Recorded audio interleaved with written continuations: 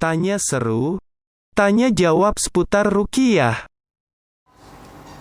Dan Ustaz mau tanya, gimana Ustaz caranya supaya rumah itu tidak diganggu oleh jin? Ya, jadi cara agar rumah kita terhindar dari bangsa jin itu macam-macam.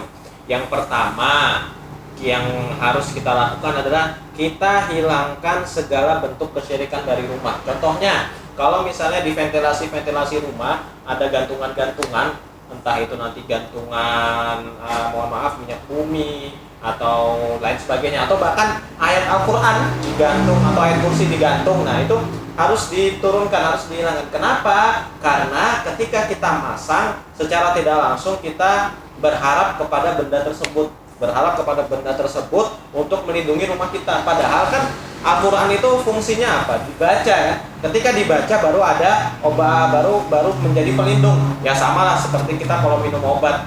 Kita sakit kepala, contohnya obatnya Bodrex.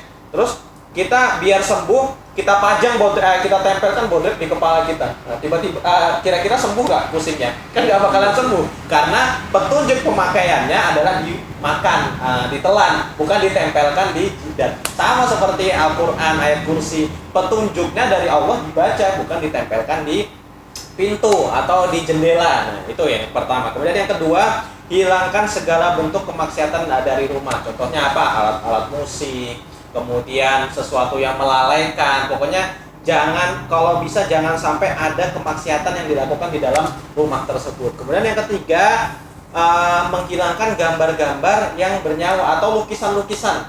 Kenapa? Karena Rasulullah itu sangat melarang lukisan-lukisan. Beda ya lukisan sama foto. Lukisan itu kan sesuatu yang dibentuk oleh tangan, entah itu nanti pakai media komputer, media laptop, atau nanti media lukis. Nah, itu lukisan. Tapi beberapa ulama itu menyamakan antara foto dan lukisan. Pokoknya asalkan dia bernyawa, contoh seperti manusia, hewan, itu kalau bisa jangan dipajang di rumah. Kalau mau dipajang boleh untuk koleksi pribadi, misalnya di album foto atau di kamar, seperti itu. Karena bisa jadi kata Rasulullah, salah satu sebab malaikat rahmat tidak mau masuk ke dalam rumah karena ada gambar-gambar yang bernyawa. Jadi malaikat jangankan mau melindungi, masuk rumah aja dia nggak mau karena ada gambar bernyawa. Kemudian yang keempat, baca bismillah ketika kita masuk rumah. Nah, jadi tidak hanya salam aja, tapi baca bismillah. Buka pintu, masuk, baca bismillah. Bismillahirrahmanirrahim, masuk. Dan kalau bisa setiap masuk ruangan, selalu baca bismillah. Kecuali masuk WC ya, kalau masuk WC ada doanya sendiri. Nah, seperti itu. Kemudian, tutup pintu dan jendela dengan membaca bismillah ketika menjelang maghrib. Nah, jadi kalau kita mau nutup pintu, itu baca bismillah. Seperti yang disabdakan Rasulullah juga. Kalau datang waktu maghrib, maka tutuplah pintu-pintu kalian, jendela-jendela kalian, bejana-bejana kalian. Karena setan akan masuk ke dalam rumah yang tidak ditutup pintunya. Jadi kalau kita ada pintu yang terbuka menjelang maghrib, itu tutup. Kenapa? Karena setan sedang berkeliaran di waktu maghrib itu. Dan nutupnya baca bismillah agar setan tidak bisa membukanya.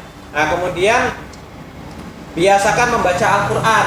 Jangan jadikan rumah sebagai kuburan, tapi kita bacakan Al-Quran agar rumah ini ada ruh Al-Quran di dalamnya, sehingga setan-setan tidak berani masuk ke dalam rumah tersebut.